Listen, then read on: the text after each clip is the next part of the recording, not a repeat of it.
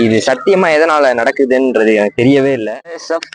ஒரு ஆட்டோக்கு ஆயில் எப்படி செக் பண்றது, அப்புறம் ஆயில் எப்படி டாப் அப் பண்றதுன்றது பார்க்கலாமா? என்னைக்குமே நான் ஊத்துற ஆயில், அதுக்கப்புறம் நான் ரெக்கமெண்ட் பண்ற ஆயில் எது அப்படின்னு பாத்தீங்கன்னா நம்மளோட பஜாஜ் ஆயில் தாங்க. இதுதான் நான் எப்பவுமே ஊத்துவேன். இதுதான் நம்மளோட ஒரிஜினல் ஆயில். யாரா இருந்தாலும் இதுவே ட்ரை பண்ணுங்க. எப்பயுமே நம்மளுக்கு வேஸ்ட் கிளாத் தேவைப்படுங்க. வேஸ்ட் கிளாத் பின்னாடி வந்து நம்ம டோர் ஓபன் பண்ணிக்கலாம். ஓபன் பண்ணியாச்சு.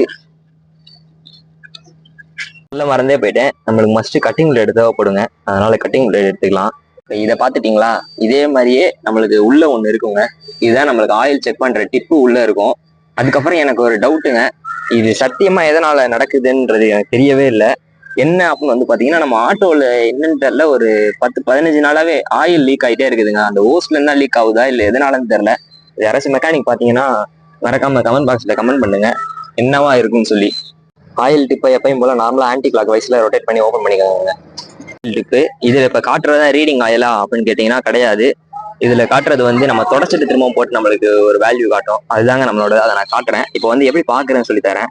மேல ஹச்சுன்னு இருக்கு பாத்தீங்களா? அது வந்து ஹை, கீழே இருக்கிறது லோ.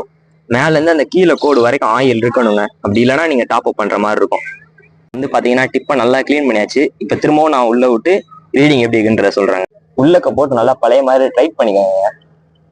பண்ணி எடுத்தாச்சு. இப்ப காட்டுது பாத்தீங்களா? இதாங்க கரெக்டான வேல்யூ. இப்போ ஆயில் வந்து லோல இருக்குது. நான் ஆயில் டாப் அப் பண்ண போறேன். இப்போ ஆயில் டாப் அப் பண்றதுக்கு நம்ம மேல இருக்கிறத ஓபன் பண்ணிக்கோங்க. நம்மகிட்ட புனலே இல்லை. புனலே இல்லாம தான் ஊத்த போறேன். அதனால அதை வீடியோ ரெக்கார்ட் பண்ண முடியாது. நான் ஊத்திட்டு உங்களுக்கு சொல்றேங்க. வந்துட்டு பாத்தீங்கன்னா ஆயில் ஊத்திட்டேன். லைட்டா கொஞ்சோண்டு ஆயில சதற விட்டுங்க.